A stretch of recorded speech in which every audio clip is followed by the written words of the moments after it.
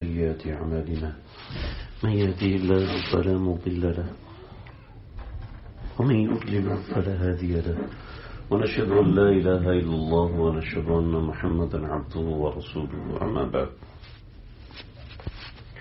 فأعوذ بالله من الشيطان الرجيم بسم الله الرحمن الرحيم إن الدين عند الله الإسلام وقال تعالى اليوم أكملت لكم دينكم وأتممت عليكم نعمتي ورضيت لكم بالإسلام دينا وقال تعالى لو أنزلنا هذا القرآن على جبل لرأيته خاشعا متصدعا من خشية الله وتلك الأمثال نضربها للناس لعلهم تتفكروا صدق اللہ العظیم. دین اسلام ایک مکمل دین ہے. اس کی تکمیل ہمارے تک جو ہوئی ہے یہ پوری ایک زبردست قسم کی تاریخ ہے. اس لیے کہ اللہ رب العزت نے اس دین کو جو مکمل فرمایا ہے وہ بڑے خوبصورت انداز میں کہ آج بھی جو ہمارا دین ہے وہ انہی بنیادوں پر قائم ہے جو 1400 سال پرانی بنیادیں. اب حضرات جو ہمارے جو بڑے بوڑھے حضرات وہ جو پنجابی بولتے ہیں نا وہ پنجابی ہمیں سمجھ میں نہیں آتی. ٹھیک ہے. اچھا, ہمارے کراچی کے جو بڑے بوڑھے حضرات ہیں وہ جو اردو بولتے ہیں وہ مکمل طور پہ ہمیں سمجھ میں نہیں آتی کیونکہ اس میں بہت سے انگریزی کے حرف شامل ہو گئے. اس میں بہت سی ایسی چیزیں ہیں جو آج کی زبان نے اس کو نہیں لیا. پہلے کی زبان ہے, اردو بھی تبدیل ہوتی ہے. اگر آپ تفسیر ماجدی ہمارے بزرگان دین میں سے مولانا عبد الماجد دریابادی صاحب رحمۃ اللہ علیہ ان کی تفسیر ہے, ایک اردو میں ہے اور جو تفصیلی تفسیر ہے وہ انگریزی میں ہے 4 جلدوں میں. جو اردو والی تفسیر ہے وہ 1 جلد میں ہے, انگریزی والی تفسیر 4 جلدوں میں ہے. تفسیر ماجدی کے اندر بہت سے ملحدین جو دین میں الحاد کی رائے اختیار کرتے ہیں. الحاد مطلب یعنی دین کو بنظر اعتراض دیکھتے ہیں اور پھر اس کے اوپر بحث کرتے ہیں تو ان کو ملحدین کہتے ہیں. بطور مثال ایک بتا رہا ہوں. آپ صلی اللہ علیہ وسلم نے حضرت عائشہ صدیقہ رضی اللہ تعالیٰ عنہ سے نکاح کیوں کیا جی, کیا وجہ ہے؟ یعنی نکاح کیا ہے اس کی بہت سی حکمتیں ہوئی. کیوں کیا؟ ہمارے معاشرے میں ایکسیپٹیبل نہیں, پھر ہمارے معاشرے میں قابل قبول نہیں تو آپ نے کیوں کیا؟ ٹھیک ہے. اس طریقے سے اور بہت سی باتیں جو راہ الحاد کی راہ پکڑتے ہیں, یعنی ایک الگ نظریہ, ایک اپنا نظریہ جو اندر سے بلڈ اپ ہوتا ہے, اس نظریے کے تحت چل کے دین کو اس نظریے سے دیکھتے ہیں. اب میں اپنے نظریے سے دین کو دیکھنا شروع کر دوں تو مجھے دین سمجھ میں نہیں آ سکتا. کسی کے نظریے کو, کسی انسان سے دوستی کرنے کے لیے پہلے اس کا مزاج سمجھنا پڑتا ہے. ایسی دین کی راہ میں چلنے کے لیے دین کا مزاج سمجھنا پڑتا ہے, اس کا نظریہ سمجھنا پڑتا ہے. اگر ہم اس کا نظریہ نہیں سمجھیں گے تو یقیناً ہم گمراہ ہوں گے. تو بہت سے ملحدین نے اس نوعیت کے بہت سے اعتراضات کیے کہ پہلے انسان خود بخود کیسے پیدا ہو گیا, کہ کوئی بھی چیز خود بخود پیدا نہیں ہوتی, تو پہلے انسان خود بخود کیسے پیدا ہو, ہمیں سمجھ میں نہیں آتا. تو آپ یہ سمجھا دینا پہلے انڈا پیدا ہوئی مرغی پیدا ہوئی. سمجھاؤ ذرا, آپ پہلے سمجھاؤ کہ پہلی گھاس کیسے ہوگی تھی, پہلا درخت کیسے بنا تھا, پہلا ریگستان کیسے کا وجود میں آیا, پہلا پانی کا قطرہ کیسے وجود میں آیا, خود بخود کیسے آ گیا.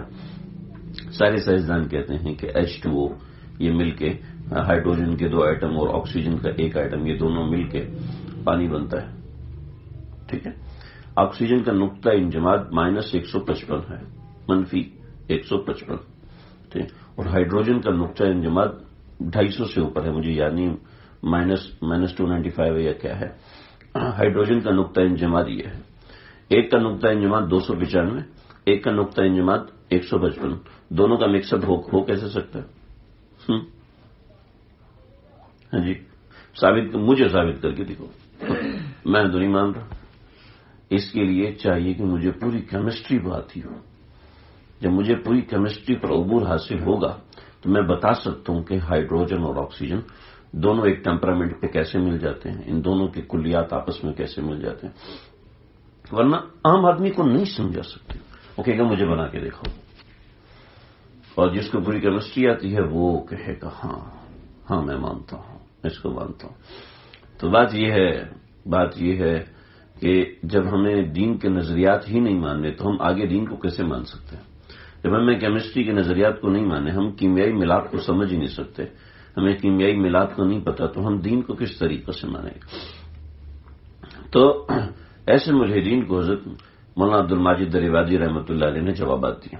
تو ان کی جو تفسیر ہے وہ قدیم انگریزی میں ہے، قدیم انگریزی زبان میں۔ انگریزی زبان بھی ہر زمانے میں مختلف ہوتی ہے۔ آج کے زمانے میں کوئی شیل استعمال نہیں کرتا، سارے ویل استعمال کرتے ہیں۔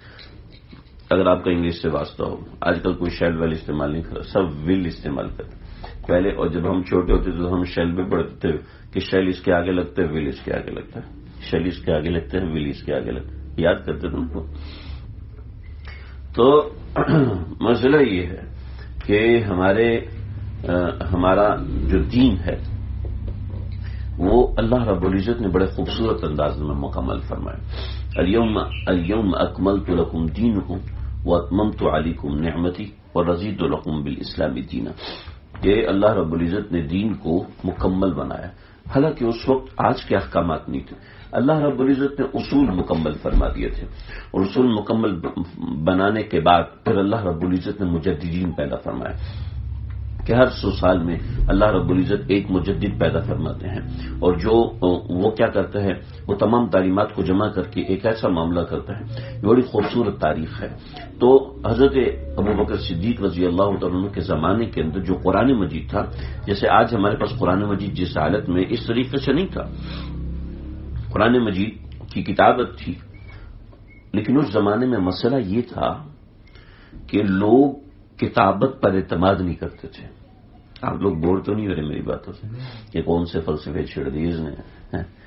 باتیں سمجھنا بڑا ضروری ہے۔ جب میں بات سمجھانا چاہ رہا ہوں، اللہ میرے دل میں بھی اتار دے، اللہ ہم سب کے دلوں میں اتار دے۔ پتہ نہیں کیوں میں نے یہ باتیں شروع کر دی ہیں۔ حضرت ابوبکر صدیق رضی اللہ عنہ کے زمانے میں لکھنا عیب تھا، سمجھ رہے؟ لکھنا لوگ عیب سمجھتے تھے۔ کیوں عیب سمجھتے تھے؟ اس لیے عیب سمجھتے تھے کہ جس سیاہی سے لکھتے تھے اس سیاہی سے ایک کے بجائے 2 نقطے لگ جاتے تھے، تو 10 کی بجائے 100 درہم دینے پڑتے تھے۔ وہ لکھائی ایسی تھی، وہ سیاہی ایسی تھی، اس سیاہی کا مزاج ایسا تھا، سمجھ؟ تو اس کی جگہ لکھنے میں گن مچ جاتا تھا۔ اب حضرات نے جنہوں نے بچپن میں تختیاں لکھی ہیں ان سے ذرا پوچھے لکھنا کتنا بڑا وبال ہوتا تھا، کتنا مشکل کام ہوتا تھا۔ سلیٹ کے اوپر سوال حل کرتے تھے، کتنا مشکل سے حل کیا جاتا تھا۔ تو یعنی بہت مشکل تھا یہ ہمارا، جس زمانے میں ہم نے سلیٹ اور تختی پہ چیزیں حل کی ہیں، تو وہ تو پھر بھی کچھ بہتر زمانہ تھا۔ اس سے پہلے تو لوگ کوئلے سے لکھا کرتے تھے، پتوں کے اوپر۔ یعنی لکھنا ایک محال امر تھا، لکھنا ایک بڑا مشکل قسم کا کام تھا۔ آج کل تو 2 بٹن دبائے تو لکھا گیا، پوری کتاب چھپ گئی، کاپی پیسٹ کیا کتاب چھپ دی۔ لیکن اس زمانے کے اندر لکھنا عیب اس لحاظ سے تھا کہ کتابت میں غلطی ہو جانے کے بعد وہ غلطی پختہ ہو جاتی تھی، لوگوں کو اس کا زمان بھرنا پڑتا تھا۔ لیکن اس دور بہت سے واقعات ہیں، مجھے اس وقت یاد نہیں کہ لوگ لکھائی کے حوالے سے کیسے محتاط تھے، وہ مشکل ہوتا تھا لکھنا۔ حضرت عمر فاروق رضی اللہ عنہ نے اور لوگوں کو زمانی اشعار کے اشعار یاد، پورے دیوان زبانی یاد۔ یعنی حافظے آج کل آپ حضرات کو کتنے فون نمبر زبانی یاد ہیں؟ آپ کو تو کچھ یاد ہوں گے، میں آپ لوگوں سے پوچھ رہا ہوں کتنے نمبر یاد ہیں؟ ہو سکتا ہے بیگم کا اور اماں کا بھی یاد نہ ہو، جی نہیں یاد ہے نا، یاد نہیں ہوتے۔ لیکن ہم لوگوں نے جب نیا موبائل شروع ہوا تھا تو کتنے نمبر یاد ہوتے تھے؟ ہوتے تھے نا یاد. کیوں یاد ہوتے تھے؟ اس وقت استعمال ہوتا تھا دماغ استعمال ہوتا تھا، اور دماغ استعمال ہونے کے ساتھ وہ چیزیں چلتی تھیں. تو انسان کے نمبر یاد ہے تو زبانی یاد ہے. شناختی کارڈ کے نمبر زبانی یاد ہوتے تھے. آج پوچھو کس کو یاد ہے. یاد کرنا ضروری بھی نہیں ہے، میں یہ نہیں کہہ رہا کہ یاد کریں. دماغ استعمال ہوتا تھا تو وہ چیزیں بڑھتی تھیں. اب اس زمانے میں دماغ استعمال ہوتا تھا چیزوں کو یاد کرنے میں، تو لوگ ایک مرتبہ سن کے چیز یاد کر لیتے تھے. ٹھیک ہے. امام شافعی رحمۃ اللہ علیہ، امام مالک رحمۃ اللہ علیہ کی مجلس میں حاضر ہوئے تو یہ جتنا بچہ بیٹھا ہو نا، یہ کیا عمر ہوگی اس کی؟ 11-12 سال. اتنی چھوٹی عمر کے تھے. تو اس عمر کے تھے امام شافعی رحمۃ اللہ. امام مالک کی مجلس میں آئے. امام مالک کی مجلس لگی ہوتی تھی، 1600-1700 طلبہ بیٹھے ہوتے تھے. ٹھیک ہے. دواتیں رکھی ہوتی تھی درمیان میں، پیالہ بھر کے سیاہی رکھی ہوتی تھی. 1600 میں نے کہہ دیا. ایک مرتبہ گنتی کی تو 16,000 دواتیں تھیں. دوات جو تھی نا، یعنی جو پیالے تھے جس میں سیاہی بنائی ہوئی تھی، وہ 16,000 تھے. اور ایک پیالے سے کتنے لوگ لکھتے ہوں گے؟ ایک بندہ لکھتا ہوں. ایک پیالے کی چاروں طرف 20-25 طلبہ بیٹھتے تھے اور وہ ڈبو کے اپنے پاس لکھا کرتے تھے. جو انہوں نے اپنے پاس گتا رکھا ہوتا تھا، یا کسی کو میسر ہوا تو کاغذ رکھا ہوتا تھا، یا کسی کو میسر ہوا تو کھال رکھی ہوتی تھی، کوئی لکڑی کے تختے پہ لکھتا تھا. تو امام شافعی رحمۃ اللہ، اچھا اس کو شرف کتابت بھی کہتے ہیں، کہ میں نے یہ حدیث اپنے استاد سے سنی ہے اور اس کے ساتھ لکھی بھی ہے. صرف سننا یہ ایک سعادت تھا، اس کو لکھنا یہ شرف کتابت یہ دو ہوتا تھا. تو ہزاروں طلبہ بیٹھے ہوئے. پردے میں امام مالک رحمۃ اللہ علیہ کی بیٹیاں ہوتی تھیں. ایک طالب علم حدیث کی عبارت پڑھتا تھا، چونکہ موطا امام مالک حدیث کی کتاب امام مالک نے لکھی تھی، تو اس کی طالب علم پڑھتا تھا. جہاں حدیث پڑھنے میں غلطی ہوتی تھی تو امام مالک کی بیٹیاں پردے کے بیچ سے لکڑی پر لکڑی مارتی تھی، ٹھک کی آواز آتی تھی، اور سب کے کلیجے منہ کو آ جاتے تھے کہ ہوں خیر نہیں اب ہم نہیں بچیں گے. تو امام شافعی رحمۃ اللہ علیہ جب مجلس میں حاضر ہوئے تو امام مالک کسی کو رکھتے نہیں تھے، کیونکہ امام مالک کی اچھا اس زمانے میں علم کی تحصیل کا جو ادب تھا وہ بھی بڑا سخت تھا.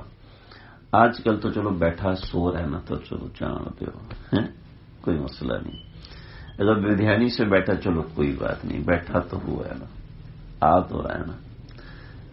ٹوپی نہیں پہنے کوئی مسئلہ، داڑھی نہیں کوئی مسئلہ نہیں، پینٹ شرٹ پہنے کوئی مسئلہ نہیں. آج کے زمانے میں تو کمزور مزاج کمزور ہیں، دفتر میں جانا ہے، دفتر کی مجبوری ہے، 50 چیزیں ہیں، ٹوپی نہیں رکھ سکتا، فلاں چیزیں ہیں، دیر سے آنا وغیرہ وغیرہ. امام مالک رحمۃ اللہ علیہ، میں جس مجلس کا قصہ بتا رہا ہوں کہ امام مالک کے مجلس میں کوئی ہل نہیں سکتا تھا. یوں بیٹھ کے سنیں گے، یوں ہلیں گے نا استاد ناراض ہو جائیں گے. حدیث کا ادب نہیں ہے کہ اللہ کے نبی کی بات بتائی جا رہی ہے. وہاں قال صاحب هذا القبر، اشارہ ہوتے اس قبر والے نے یہ بات فرمائی، اس قبر والے نے یہ بات فرمائی. اس وقت قبر کے گرد چار دیواری وغیرہ نہیں تھی. عمر بن عبدالعزیز نے یہ دلوائی تھی چار دیواری. تو یعنی حجرہ تھا، حجرہ مبارک تھا اور جالی نہیں تھی. حجرہ مبارک تو تھا لیکن اس کے گرد جو پانچ دیواری ہوتی ہے وہ، اور چار دیواری کا جو روزہ اثر ہے نا وہ اس طریقے سے اس کے گرد چار دیواری ہے. ٹھیک ہے. چار دیواری میں دو دیواریں آقا علیہ الصلوۃ والسلام کے اپنے ہاتھ کی تعمیر کرتا ہے، اور دو دیواریں جو دوسروں نے تعمیر کی تھی وہ گر گئیں. تو عمر بن عبدالعزیز رحمۃ اللہ علیہ نے جلدی سے چادر اس کی گرد ڈالی، کہا کہ مجھے ہمت نہیں ہوئی کہ میں اندر جاؤں، ہمت نہیں ہو سکی کہ اندر جاؤں، اور شدید خواہش تھی لیکن اور کسی دوسرے میں بھی ہمت نہیں ہوئی کہ وہ جائے. وہاں چادر لگائی اور چادر لگا کے پھر وہاں دیوار کھینچی اور دیوار کھینچ کے چادر ہٹا لی. کسی میں ضرورت نہیں ہوئی کہ قبر کو جا کے دیکھے. غالباً علامہ ابن کثیر رحمۃ اللہ علیہ نے ایک واقعہ لکھا جو میں نے تاریخ ابن کثیر میں پڑھا یا کسی اور کتاب میں پڑھا، مجھے اس وقت حوالہ یاد نہیں، لیکن میرے ایک استاد محترم نے بھی یہ واقعہ سنایا تھا۔ کچھ زمانے پہلے علامہ ابن کثیر ہمارے زمانے میں ایسا ہوا کہ قبر اطہر میں بتا رہا تھا کہ 4 دیواری ہے، اس 4 دیواری کے گرد 5 دیواری ہے، 5 دیواری، یعنی ایک اور یہ 4 دیواری بنی ہے، 4 دیواری کے گرد ایک 4 دیواری اور ہے، اور ایک اس طرف کر کے ایک 2 دیواریں اکٹھی بنائی، یعنی 5 دیواریں بن گئی ہیں۔ 5 اس لیے دیواریں بنائی کہ کعبۃ اللہ سے مشابہت نہ ہو جائے، تو اس لیے 5 دیواریں بنائیں۔ تو یہ اور پھر اس 4 دیواری کے اوپر ایک چھت ہے، پھر اس 5 دیواری کے اوپر ایک سفید گنبد ہے، اور پھر اس کے اوپر آپ علیہ السلام کے سارے گھر کے اوپر گنبد خضرا ہے۔ تو یہ پھر درمیان میں روشن دان رکھے ہوئے، تو اندر سے نا کچھ بدبو محسوس ہوئی، تو پتہ چلا کہ شاید کوئی پرندہ وغیرہ اندر چلا گیا، اندر جا کے مر گیا ہے، تو جس کی وجہ سے اندر سے بدبو آ رہی ہے۔ تو ایک سید بچہ جو حافظ قرآن تھا، جو نابالغ تھا، جس کی عمر 8-9 برس تھی، اور بہت سمجھداری کے قصے مشہور تھے، اس کو لوگوں نے اندر بھیجا روشنی دے کے کہ وہ جائے اور اندر جا کے صفائی کرے۔ اس نے اندر جا کے دیکھا اور دیکھ کر بتایا کہ اندر ایک کبوتر مرا ہوا ہے۔ تو انہیں اس نے بتایا نہیں، صرف اس نے اندر سے صفائی کی، صفائی کرنے کے بعد اس نے وہ کبوتر کو باہر پھینکا، اور پھر رسیاں وغیرہ لوگوں نے ڈالی تھیں، رسیاں پکڑ کے کھینچی اور باہر آیا تو لوگوں نے پوچھا کہ کیا حالات تھے، تو وہ بچہ نور میں ڈوبا ہوا لیکن مضطرب، بے چین، بے قرار، تڑپ رہا ہے، اس کی زبان تالوں سے لگی ہوئی، کچھ بولنے کی ہمت نہیں تھی۔ آدھے پونا گھنٹہ وہ زندہ رہا اور وہیں گر کے انتقال ہو گیا۔ تو بزرگوں نے فرمایا یہ اندر کے انوار کو برداشت نہیں کر سکا، جو اندر انوار تھے، اور کوئی بالغ اندر جا نہیں سکتا تھا کہ کہیں ایسا نہ ہو کہ اللہ کا قہر آ جائے، کہ بالغ سے کبھی نہ کبھی گناہ ہو سکتا ہے، اور ہو سکتا ہے کہ اس کی نظر میں کوئی گندگی ایسی ہو جو اللہ کو ناپسند ہے، تو مدینہ پہ قہر نہ آ جائے۔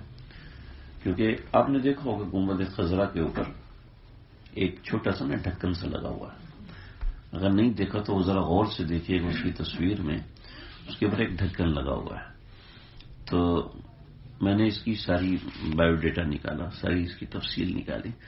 آج کل کے سلفی حضرات تو ویسے ہی ہر چیز کا انکار کرتے ہیں، تو ان کی باتوں میں نہیں جائے گا۔ ارشیف کے نام سے ان کے رسائل آتے ہیں، اس میں انہوں نے اس پہ رد و قضا کی ہے، لیکن واقعہ بخاری میں لکھا ہے، تو پھر آپ کیسے ٹھکرا سکتے ہو؟ بخاری میں لکھا ہوا واقعہ۔ اللہ، حضرت عمر کے زمانے میں بارش نہیں ہو رہی تھی، صلاۃ الاستسقاء پڑھی، سب معاملات کیے، بارش نہیں ہو رہی، اور گرمی کی شدت ایسی کثرت سے تھی۔ تو پھر کیا ہوا، حضرت عمر نے اما عائشہ سے کو پیغام بھیجا ہے کہ آپ اما جان آپ بتائیے کہ ہم کیا کریں، بارش نہیں ہو رہی، فصلیں ساری تباہ، معیشت گر جائے گی، مسلمانوں کو زوال ہونا شروع ہو جائے گا۔ تو ہم نے فرمایا کہ جو حجرہ ہے نا، حجرہ مبارک، حجرہ کی ایسی 4 دیواری جو ہے، ٹھیک ہے، یہ تو بہت بڑا ہے، چھوٹی، اب ایسا کریں گے دروازہ کھول دیں، تو حجرے میں، ٹھیک ہے چھوڑ دیں، آ گیا، حجرے کی 4 دیواری میں آپ ایسا کریں کہ قبر اطہر کے اوپر ایک سوراخ کر دیں، قبر اطہر کے اوپر ایک سوراخ بنا دیں، کہ اس سے کیا ہوگا، آپ کریں کیا ہوگا؟ تو فرمایا کہ جب قبر کے اوپر دھوپ پڑے گی نا، تو اللہ رب العزت یہ برداشت نہیں کروائیں گے، اور فوراً دھوپ ختم کریں گے، بادل لائیں گے تو بارش ہو جائے۔ چنانچہ یہی کیا، قبر اطہر کے اوپر سے جیسی کھڑکی کھولی گئی، ایسے موسلادھار بارش، ایسی بارش کہ سارے پریشان ہو گئے، اتنی کثرت سے بارش ہوئی۔ فرمایا کہ اب اس ڈھکن کو بند کر دو. چنانچہ آج بھی اس کے اوپر ایک لکڑی لگی ہوئی ہے، اس لکڑی کے ذریعے سے بند کیا. پھر اس کے اوپر جب سفید گنبد بنایا تو اس میں بھی سوراخ رکھا، اور اس کے بعد جب سبز گنبد بنایا تو اس کے اوپر بھی سوراخ رکھا. تو یہ جو سوراخ ہے اس کے اوپر ڈھکن دیا ہوا ہے. اور پہلے زمانے میں ایسا ہوتا ہے کہ جب کوئی مسئلہ ہوتا تھا تو اہل مدینہ اس ڈھکن کو کھولتے تھے اور اللہ سے دعا کرتے تھے اور وہی حاجت پوری ہو جاتی تھی. اللہ اکبر. پتہ نہیں بات کہاں چلتی چلتی چلی گئی. تو امام مالک رحمۃ اللہ علیہ کا ذکر کر رہا تھا میں. امام مالک رحمۃ اللہ علیہ فرماتے تھے قال قال صاحب هذا القبر، اس قبر والے نے یہ فرمایا. خود امام مالک کا اپنا کیا حال تھا. امام مالک رحمۃ اللہ علیہ میں بیٹھے ہوئے تھے تو چہرے پہ ایک رنگ آیا، ضبط کیا، پھر دوسرا ضبط کیا، پھر تیسرا ضبط کیا، مٹھی پہ دبا رہے، لیکن کسی میں ضرورت نہیں تھی کہ پوچھے. جب سبق ختم ہوا تو شاگرد نے کہا کہ اس سے جی آج آپ کو تکلیف ہو رہی تھی، اور میرے کمر سے کرتا ہٹا کے دیکھو. تو کمر سے کرتا ہٹایا تو ایک جگہ بچھو کمر پہ چڑھا ہوا تھا جس نے 17 جگہ ڈنگ مارے تھے. 17 جگہ ڈنگ مارے تھے. میرے چاچو ہیں ماشاءاللہ، انہوں نے بڑی صحت دیا، ایسے گبو مضبوط. وہ کبوتروں کے ساتھ کچھ لگے ہوئے تھے تو پنجرے سے نہ ایک بچھو نکلا جس نے ان کے بازو پہ انگلی پہ ڈنگ مارا. اتنا بڑا ہٹا تڑپ کے رہ گیا. اوئے ہوئے. حالانکہ وہ زہریلا بھی نہیں تھا بچھو، ایسے جو زہریلے ہوتے کالے رنگ کے ہوتے. تو ہل کے رہ گیا. اتنی شدید تکلیف ہوئی. بچھو کا زہر زیادہ نہیں ہوتا اس وجہ سے بندہ مرتا نہیں، ورنہ تکلیف کی شدت ایسی ہوتی ہے. 17 جگہوں پر بچھو نے ڈنگ مارا لیکن جسم کو حرکت نہیں تھی. عظمت حدیث کی ایسی ہوا کرتی تھی. میں بتا رہا تھا کہ امام مالک رحمۃ اللہ علیہ کی مجلس میں امام شافعی رحمۃ اللہ علیہ پہنچے تو امام شافعی رحمۃ اللہ علیہ نے تنکا لیے نیچے سے تھوک سے لگایا تو لکھنے شروع کر رہے ہیں انما الاعمال بالنیات وانما لامرئ ما نوى. لکھ رہے. حدیث کا سبق ختم ہوا تو ادھر آؤ. اور حدیث کے سبق کے درمیان کسی کو بلا نہیں سکتے تھے. اس زمانے کی سختیاں تھی. آج تو ہم صرف فرض واجب سنتیں موقع کر لیں تو بھی بڑی بات ہے. جو فرائض ہیں بس وہ ادا کر لیں، یعنی اعمال کے حوالے سے جو فرائض ہیں. یہ نہیں کہ نفلوں کی چھٹی ہے، ہم نے پڑھنی نہیں، چاہے مسجد میں جتنا مرضی جلدی چلے جائیں. ہم نے تو تہجد پڑھنی ہی نہیں. کیوں؟ فرض نہیں ہے. بس یہ انہی لوگوں کے لیے فرض تھی جو اللہ کے پیارے. ہمیں تو کچھ کرنا ہی نہیں. یہ کیا بات ہوئی؟ ایسا بخیل بھی مسلمان ہو گیا. محبت کرنے والے ایسے نہیں کرتے ہیں. کیوں جی؟ رسول اللہ صلی اللہ علیہ وسلم سے محبت کرتے ہیں نا جی.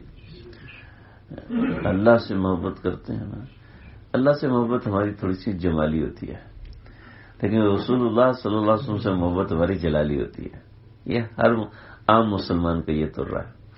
عام مسلمان کے کہ جب کہتے ہیں اللہ کے نبی سے محبت کرتے ہیں تو کہ نہیں کرتے. سوائے کہتے بالکل کرتے ہیں جی. اللہ سے محبت کرتے ہیں ایسے ہی ہوتا ہے نا. یا تو تھوڑے سے لوگ ہیں، میں بڑے مجموع کی بات کر رہا ہوں. تو مومنوں کے اندر ایک معاملہ ہے کہ اللہ کے نبی سے جو محبت ہے جلالی ہوتی ہے، تھوڑی زوردار کڑکدار ہوتی ہے.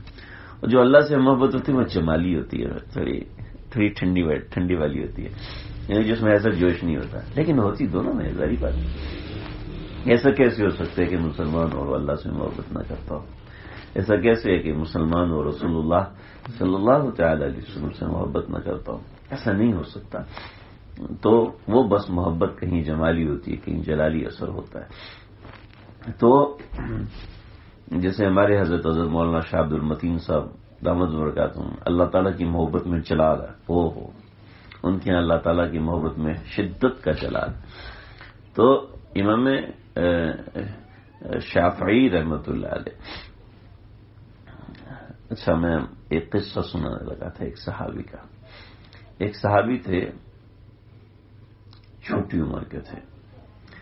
جب آپ علیہ الصلوۃ والسلام مدینہ تشریف لائے نا تو سب لوگ جو ہے وہ قبا کے پاس جو وادی سنیت الوداع ہے، سنیت الوداع کے پاس سارے پہنچتے، پہنچنے کے بعد پھر سارے شام تک کھڑے رہتے. جب آپ علیہ السلام واپس تشریف لے جاتے تو سب واپس نہیں آتے تو واپس مایوس. جب آپ علیہ السلام تشریف لائے تو یہ ایک نوجوان، اس نے آپ صلی اللہ علیہ وسلم کو دیکھا تو توڑتا ہوا اور جمپ لگائی اور آپ کے گلے لگ گیا. ایسے رویا، ایسی شدت سے پھوٹ کے رویا کہ محبت میں ایسا جوش تھا، ایسا جوش.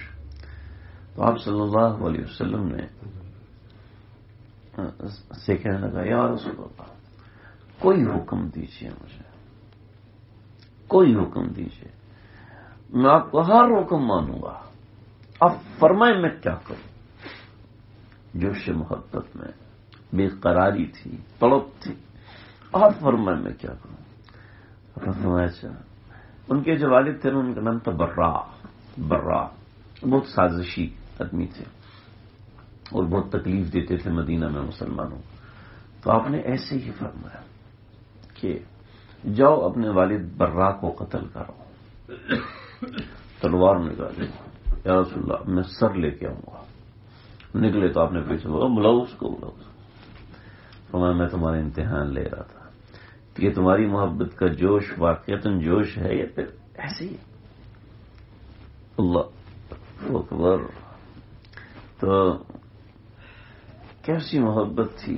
دیکھو کسی کا انتقال ہو تو کسی کو کوئی شخص بیمار ہو نا تو اس کا جی چاہتا ہے کہ جو میرے بڑے ہیں وہ مجھے پوچھیں. مزاج ہے انسانوں کا، میرے بڑے مجھے پوچھیں. یہ جب بیمار ہوئے، یہ صحابی چھوٹے صحابی تھے، شدت والی بیماری ہوئی تو آپ صلی اللہ علیہ وسلم کو پوچھنے گئے. تو یہ قبا میں رہتے تھے، قبا کے دائیں بائیں رہتے تھے. تو قبا کے قریب یہودی بھی رہتے تھے. تو آپ نے دیکھا تو آپ نے فرمایا کہ دیکھو اس کا تو انتقال ہو جائے گا، جیسے اس کا انتقال ہو تو مجھے بتانا، میں ضرور آؤں گا. آپ نے یہ فرمایا اور چلے، کیونکہ آپ صلی اللہ علیہ وسلم کو بھی شدت سے محبت تھی. اور یاد رکھیے کہ اللہ کے نبی صلی اللہ علیہ وسلم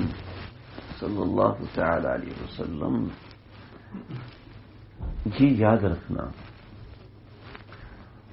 جو بندہ درود و سلام پڑھتا ہے اللہ کے نبی اسے جانتے ہیں. ٹھیک، ہمارے بزرگوں کے تجربوں سے یہ بات نہ قرآن میں نہ حدیث میں آئی، تجربوں سے ثابت ہے کہ جو اللہ کے نبی سے تعلق بناتا ہے آج کے زمانے میں، اللہ کے نبی بھی اپنا تعلق اس سے بناتے ہیں. کر کے دیکھنا شرط ہے، کر کے دیکھنا. ایسا ہو نہیں سکتا کہ ہم آپ بنائیں اور وہاں سے جواب بنائیں. ایسا نہیں ہوتا. جو ہمارے شفیق بزرگ ہوتے ہیں نا، آپ ان کو اگر ایک مرتبہ ہدیہ دیں، دوسری مرتبہ ہدیہ دیں، ایک مرتبہ دعوت دیں، دوسری مرتبہ دعوت دیں، تو ان کو آپ کی پہچان ہو جاتی ہے کہ نہیں. چلے بزرگوں کو چھوڑیں، آپ کو اگر کوئی شخص دعوت دے، آپ کو اگر کوئی شخص ہدیہ دے تو آپ کی اس سے پہچان ہو جاتی کہ نہیں ہو جاتی؟ یار یہ تو وہی ہے، یہ تو وہی ہے. مجھے ابھی تک یاد ہے حماد بھائی کی چاکلیٹ، ابھی تک یاد، قطر سے چاکلیٹ لے گئے تو پہچان ہو جاتی ہے نا. تو اللہ کے نبی تو سب سے بڑے، کہ اللہ کے نبی کو ہدیہ پیش کرے تو درود و سلام کی کثرت، کہ اللہ کے نبی کو اعمال ہدیہ پیش کرے اور اللہ کے نبی جواب نہ دیں، اللہ کے نبی پہچانے نہیں، ایسا کیسے ہو سکتا ہے؟ اس بچے کا نام روایتوں میں نہیں لکھا ہوا کہ جو بچہ نبی کریم صلی اللہ علیہ وسلم سے ملاقات کرنے کے لیے تڑپ رہا تھا، ایسے تڑپ رہا، اس کے والد کا انتقال ہو گیا تھا اور ماں اس کو کہیں جانے نہیں دیتی تھی. تو اس کا چچا مدینے میں آ رہا تھا تو اس نے کہا کہ میں مدینے جاؤں گا، لیکن راستے میں چونکہ مدینہ پڑ رہا ہے، میرا ادھر پڑاؤ نہیں ہے، تو میں وہاں چند ساعتیں رکوں گا، یعنی 3-4 گھنٹے رکوں گا. میں وہاں رکوں گا اور پھر مجھے آگے چلا جانا، چونکہ وہ مسلمان نہیں تھا. اس نے کہا کہ چچا مجھے بھی ساتھ لے کے چلو. تو وہ بچہ تڑپ اٹھا جب اس کے چچا نے ہاں کی، وہ آئے مدینے میں مسجد نبی میں پہنچا ہے تو اللہ یہ مسجد نبی میں یہاں سے داخل ہوا، رسول اللہ صلی اللہ علیہ وسلم کے گھر کا دروازہ یہاں پہ ہے، حجرہ عائشہ، یہاں سے نکلا، ہمارے آقا وہاں سے نکلے، یہاں سے داخل ہوا، ہمارے آقا وہاں سے باہر نکلے، کس نے بتایا تھا؟ اور بچے نے اللہ کے نبی کو دیکھا تو دوڑا، اللہ کے نبی بھی دوڑے۔ مسجد میں دوڑنا ثابت نہیں ہے سوائے اس مقام کے، اللہ کے نبی دوڑے تو بچے نے اللہ کے نبی سے گلے لگ کے اتنا رویا، یا رسول اللہ میں یتیم ہو چکا ہوں، لیکن آپ سے محبت نے مجھے مجبور کر دیا کہ میں اپنی ماں کو چھوڑ کر آیا صرف آپ کو چند ساعتیں دیکھنے کے لیے۔ تو ہم اعمال کریں اور اللہ کے نبی کو خبر نہ ہو، نہیں ہو سکتا۔ یہ جو ہوائیں ہیں اور یہ جو فضائیں ہیں یہ بند ہو جائے نا تو تب بھی فرشتے ہوا کے اڑنے کے محتاج نہیں ہیں۔ جب ہم ذکر کریں گے، جب اللہ کے نبی سے محبت کا اظہار کریں گے، ہمارا پیغام اتنا جلدی پہنچائیں گے، یہ موبائل فون اتنا جلدی نہیں پہنچا سکتا۔ اللہ کے فرشتے جو پیغام اللہ کے نبی کو لے کے جاتے ہیں، روایتوں میں باقاعدہ اس کا طریقہ جیسے پرندہ زمین پہ نیچے اترتا ہے، ایسے فرشتے نیچے اترتے ہیں اور اعمال اللہ کے نبی کو حضور پیش کرتے ہیں کہ اس بندے نے یہ معاملات کیے، اس بندے نے، بڑی تفصیل ہے۔ اللہ تو میں یہ کہہ رہا تھا کہ اللہ کے نبی کو بھی معرفت ہوتی ہے، صرف ہم یہ نہ سمجھے کہ ہمارا ایک طرفہ قصہ کھیلا جا رہا ہے، ایک طرفہ معاملات ہوتے ہیں، دو طرفہ چیزیں ہوتی ہیں، محسوس کرنے والوں کو محسوس بھی ہو جاتی ہیں، لیکن شرط ہے کہ استقامت اور ایسا ایک دل میں ایک ڈوری ہو جو وہاں سے بندھی ہوئی ہو، جو وہیں پہ لگی ہوئی ہو کہ میری بات وہاں پہنچے، میرا پیغام وہاں پہنچے، میرا سلام وہاں پہنچے۔ اللہ اللہ۔ تو نبی علیہ الصلوۃ والسلام، تو میں یہ کہہ رہا تھا کہ اس نوجوان نے کہا کہ دیکھو میرے دائیں اور بائیں یہودی ہیں اور یہ کوئی موقع ہاتھ سے جانے نہیں دیتے، تو آقا علیہ الصلوۃ والسلام کو خبردار اطلاع نہیں کرنا کہ میرا انتقال ہو گیا، مجھے دفن کر دینا، کل کو صبح جا کے بتا دینا کہ یا رسول اللہ وہ بچہ انتقال کر گیا، اور اس نے منع کیا تھا آپ کو بلانے کو کہ آپ صلی اللہ علیہ وسلم رات کے اندھیرے میں آئیں گے تو کہیں چھپا ہوا کوئی یہودی تیر نہ چلا دے کہ میری وجہ سے آقا علیہ السلام کو تکلیف نہ ہو جائے۔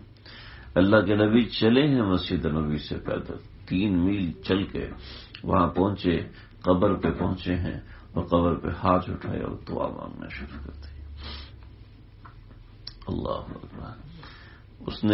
اس کی روح تو مست ہوئی ہوگی کہ میری قبر پر رسول اللہ صلی اللہ علیہ وسلم پہنچے ہوئے۔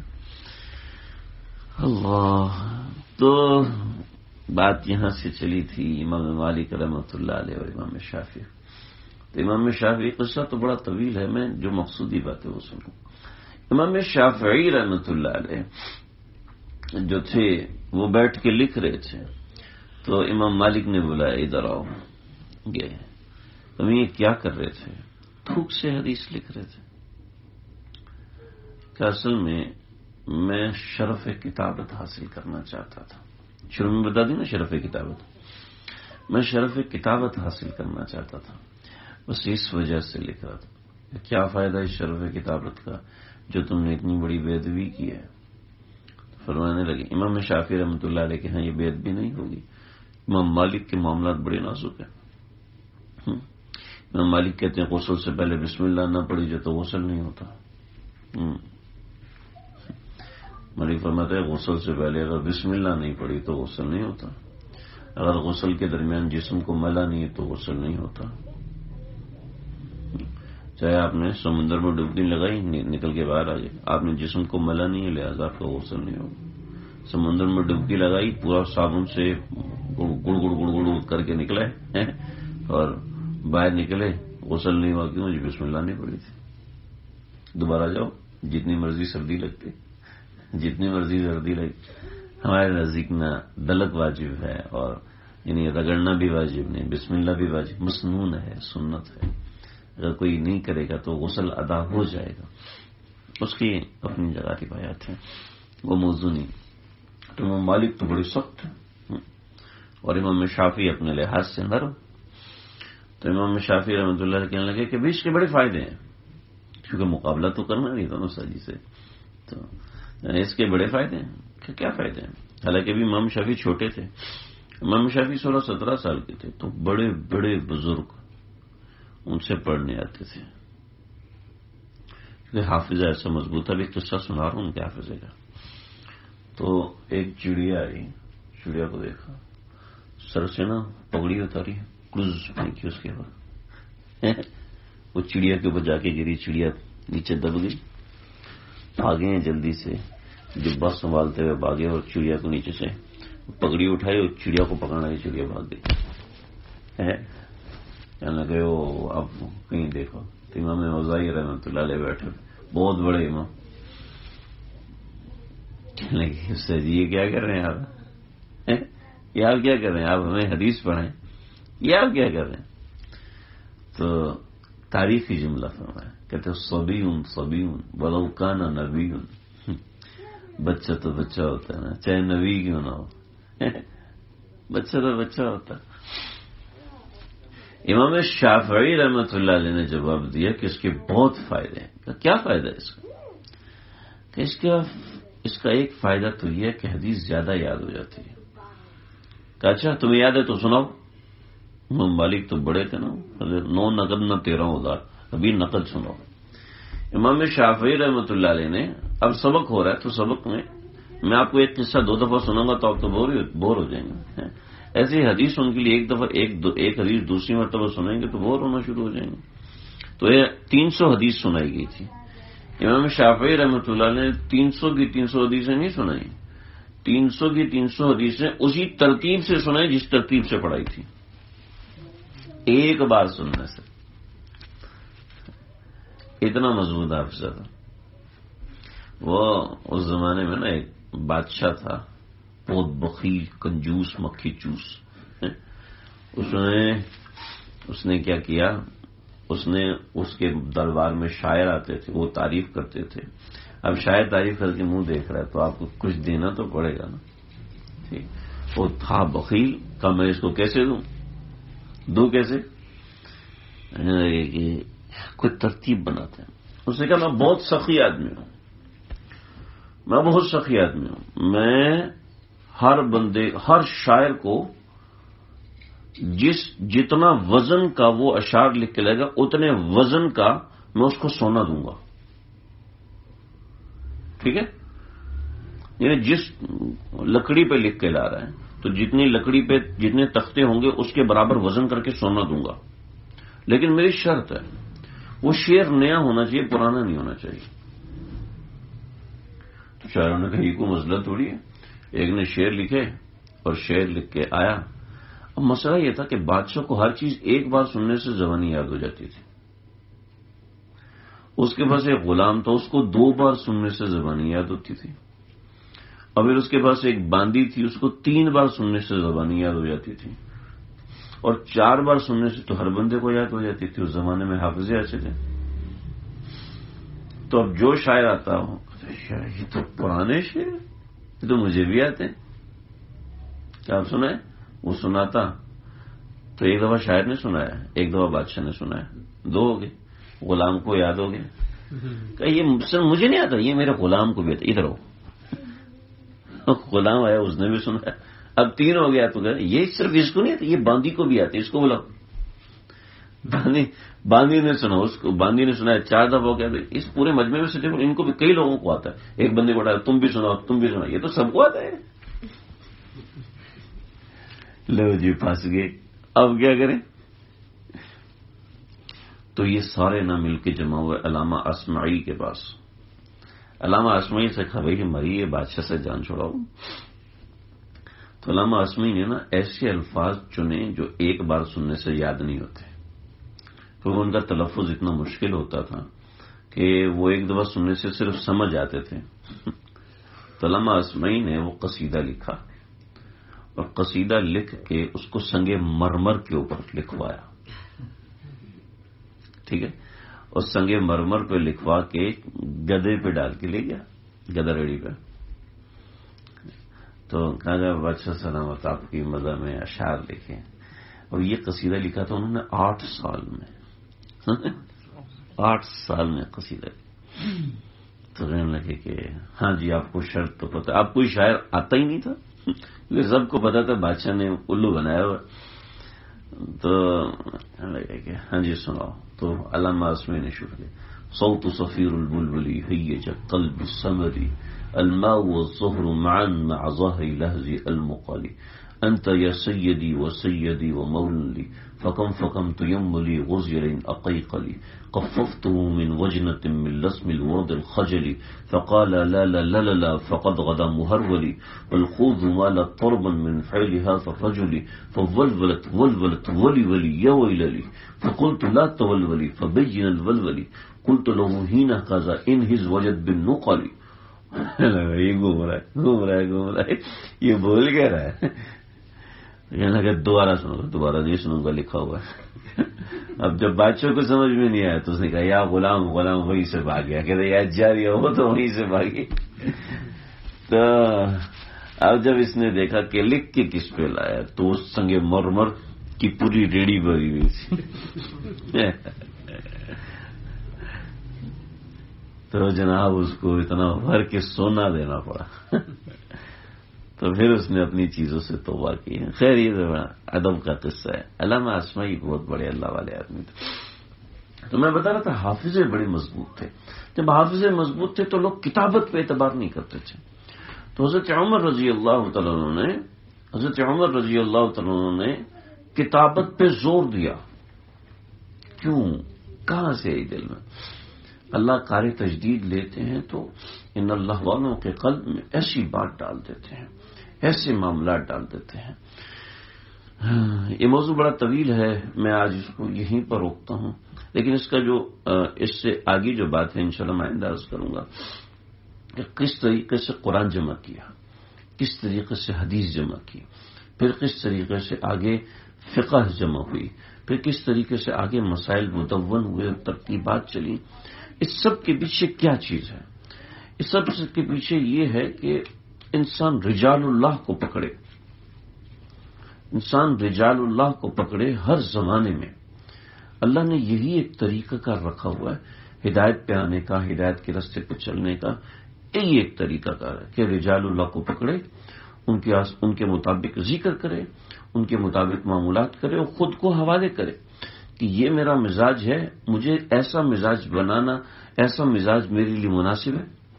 نمازوں میں میرا یہ مزاج ہے، روزے میں میرا یہ مزاج، ذکر اللہ میں میرا یہ مزاج ہے، معمولات میں میرا یہ مزاج ہے، اور معاملات میں میرا یہ مزاج ہے. میرا یہ مزاج صحیح ہے؟ اگر صحیح نہیں ہے تو اس کو ضرورت ہے. اس مزاج کی کئی جزیات ہوتی ہیں، بہت سی چیزیں ہوتی ہیں. نیت ہے، بطور مثال نیت ہے. بطور مثال اعمال میں سستی ہے. بطور مثال اعمال میں تو چستی ہے لیکن باتیں بہت زیادہ ہے، زبان کا استعمال زیادہ ہے یا دماغ کا استعمال زیادہ ہے. بدگمانی کر رہا ہے ہر چوتھے موقع پر، ہر چھٹے آدمی سے بدگمانی، ہر دوسرے آدمی سے بدگمانی کر رہا ہے. زبان کا استعمال تو نہیں کر رہا لیکن غصہ نہیں ہے، بالکل ٹھیک ٹھاک، لیکن ٹھنڈا غصہ کرتا ہے. ٹھنڈا غصہ کیا؟ دل میں بغض پیدا کر رہا ہے، دل میں نفرتیں الاپ رہا ہے. ایک صاحب نے مجھ سے کہا کہ میری جو بیوی ہے نا وہ میری والدہ کی خدمت نہیں کرتی تو میں بہت پریشان ہوں، کس طریقے سے اس کو ترغیب دوں. نہ یہ ان سے محبت کرتی ہے، اس سے نفرت کرتی ہے. تو میں نے ان سے جو طریقہ عرض کیا نا تو انہوں نے مجھے اتنا غصے سے دیکھا. ٹھیک، میں نے کہا بھائی بہت زبردست آسان بہترین طریقہ ہے، کرو گے تو میں بتاتا ہوں، نہیں کرتے تو جی بالکل کروں گا. جب تم بتا رہے ہو تو میں کروں گا. تو میں نے کہا بیوی کو ایک دوسرا گھر لے کے دے دو, اس کو وہاں پہ رکھو, پھر دیکھنا آپ کی والدہ سے بہت محبت کرے گی. دیکھیں بھی ہر بندے کے الگ حالات ہوتے ہیں, ٹھیک ہے نا. اس قصے کو عورتیں اپنے شوہر کو سنانا شروع کرتے ہیں, کہتے ہیں وہ وہاں ہوتے وہ بڑی محبت کرنا شروع, میں بھی ایسی محبت کروں گی کہ ٹوٹ کے محبت کروں گی, ٹانگیں بھی توڑ لوں گی, بازو بھی توڑ لوں گی. یہ نہیں ہونا بھائی, یہ میں اسپیسیفائڈ بتا رہا ہوں, یہ نہیں سمجھے 10-15 گھنٹے کی مشاورت کے بعد کی بات بتا رہا ہوں, 10-15 گھنٹے ایک دن کے نہیں, مختلف ہیں. تو میں نے کہا بھائی دیکھو, میں جو بات سمجھانا چاہوں اس کی اصل مقصود جو بات ہے وہ یہ کہ وہاں خدمت کرنا نہ فرض ہے نہ واجب ہے. عورت کا وہاں خدمت کرنا فرض بھی نہیں, واجب بھی نہیں, لیکن اگر کرے گی تو اس کو اللہ انشاءاللہ بہت بڑا مقام دیں گے, کیونکہ بہت سی باتیں ہیں, بہت چیزیں ہیں, ہزاروں معاملات ہوتے ہیں, ان کو دیکھنا پڑتا ہے. بیوی نے آتے ہی کہا کہ شوہر سے چلو الگ ہو جائیں, کیونکہ بیوی کہا کہ اس کو الگ کر دیا جائے, ٹھیک ہے. تو کیا بتاؤں, ایک قصہ یاد آ رہا, سناؤں آپ کو. ہمارے ایک ساتھی نے کہا کہ میں نے شادی کرنی تو عالمہ سے کرنی. دیکھا جی تو کوئی مسئلہ ہی نہیں, کر دے گی انشاءاللہ. جی مجھے دین سے بڑی محبت ہے اور ایسا. تو کسی دوسرے شہر میں تو اس کی وہاں پر کوئی معاملہ چلا تو ماشاءاللہ کوئی عالمہ مل گئی, ان سے شادی ہوئی. تو بیچاری بہت ہی زیادہ کچھ تربیت یافتہ تھی. تو وہ کہنے لگی کہ دیکھو بھائی, شریعت میں یہ ہے کہ عورت کے ذمہ نہیں ہے کہ وہ فلاں خدمت کرے. میں وہ خدمت کا نام نہیں لیتا بھائی, میری خیر نہیں. تو کہنے لگا ٹھیک ہے, ہم نے ماسی رکھ لی. جب یہ اس نے مجھے قصہ سنایا, ہم نے ماسی رکھ لی. لگی پھر کچھ عرصے کے بعد کہنے لگی کہ جی وہ آپ کے والدین کی اور یہ خدمت بھی میرے ذمہ نہیں. پہلے سے مفتی صاحب سے پوچھا کسی مفتی صاحب سے کہا نہیں, کہتے وہ میں نے اس کو الگ کر دیا. اب میرے والدین بوڑھے, عقل ہوتا بیٹا, میرے والدین بوڑھے ہیں, میں اب کیا کروں. تو اس طریقے سے 3-4 چکر اس نے اس بیچارے کو دی. وہ بھی بیچارہ تبلیغی جماعت والا, سیدھا سادہ, اللہ سے ڈرنے والا, جس کا ایمان بنا ہوا ماشاءاللہ. اب کیا ہوا, اب میرے پاس یار میں کیا کروں, میں پھنس گیا ہوں. تو عالموں وہ ہر چیز تو دین تو بڑا مشکل ہے. میں نے کہا نہیں بہت مزیدار بھی ہے, میں آپ کو بتاتا ہوں. اب اس عالمہ سے کہ آپ کے ذمہ ماں کی خدمت بھی نہیں ہے, آپ کے ذمہ گھر کی صفائی بھی نہیں, آپ کے ذمہ میرے لیے کھانا بنانا بھی نہیں, آپ کے ذمہ میرے بچوں کو سنبھالنا بھی نہیں, آپ کے ذمہ فلاں یہ چیزیں نہیں ہیں, یہ سب ماسی کر رہی. تو مرد کے ذمہ بھی نہیں تو وہی کی بیوی پہ اکتفا کرے, وہ دوسری بھی کر سکتے ہیں, تیسری بھی کر سکتے ہیں. تو میں دوسری کر رہا ہوں, وہ نیچے لے کے آؤں گا انشاءاللہ. وہ دوسری عورت تیار ہے, وہ میرے والدین کی خوب خدمت کرے گی اور وہ تیار ہے بالکل. نہیں, ضابطے سے ہٹ کے رابطہ بھی کوئی چیز ہوتا ہے, میں بھی خدمت کروں گی. ایک قصہ مختصر, تو صرف اتنی سی بات نہیں ہوتی. میں صرف جو بنیادی بات بتا رہا ہوں کہ ہم فرائض واجبات تو چھوڑ دیتے ہیں لیکن مروتیں نہیں چھوڑتے. ایسا نہیں ہونا چاہیے. ایک بنیادی بات ہے, فرائض واجبات کے پورے ہونے کے ساتھ مروتیں نبھائی جائیں تو بہت اچھا, ورنہ دین کے جو فرائض واجبات اور سنن ہیں وہ قطعاً متاثر نہیں ہونی چاہیے. یہ اصل میں چیز سکھائی جاتی ہے, بیان میں سمجھائی نہیں جا سکتی. صرف یعنی وہ جب انسان پوچھتا ہے اس کو سمجھایا جاتا ہے, معاملات سامنے رکھے جاتے ہیں, بتائے جاتے ہیں, تو پھر اس طریقے سے بھائی اس کو لے جائیں یہاں سے, بات ختم کروں سارا. اس کے بعد آپ نے اسپیکر پکڑا تھا ماشاء اللہ. تو ہمارا دین ہے, کوئی مذاق نہیں ہے کہ بس اپنی مرضی سے چل لیا, جہاں اپنی مرضی ہے وہاں پہ عمل کر لیا. یہ اصل تو تربیت کا نام. میں آپ سب حضرات سے کہوں, اگر آپ کل ڈاکٹر نہیں بنے نا تو پھر MKM والے آپ کے ساتھ وہ ہوشر کریں گے کہ فلاں, تو کل آپ سب ڈاکٹر بن جائیں گے؟ نہیں بن سکتے. اگر آپ کو کہیں جی ہمارے پاس ایک بہت بڑا ڈونر آیا, اس کو اتنے ڈاکٹر چاہیے, تو آپ سب ڈاکٹر بن جائیں تو آپ کو 1-1 کروڑ روپے مل جائے گا. کل تک آپ سب ڈاکٹر بن جائیں گے. ڈگری کی بات نہیں کر رہا ہے, ڈگری تو ایسے ہی آ جائے گی, مسئلہ ہی. ڈاکٹر بن جائیں گے. ڈاکٹر بننا تربیت کا، ایک تربیت کا نام ڈاکٹر ہے. ڈاکٹر MBBS کا نام نہیں ہے، ایک تربیت حاصل ہوتی ہے، اس کا نام ڈاکٹر ہے جی.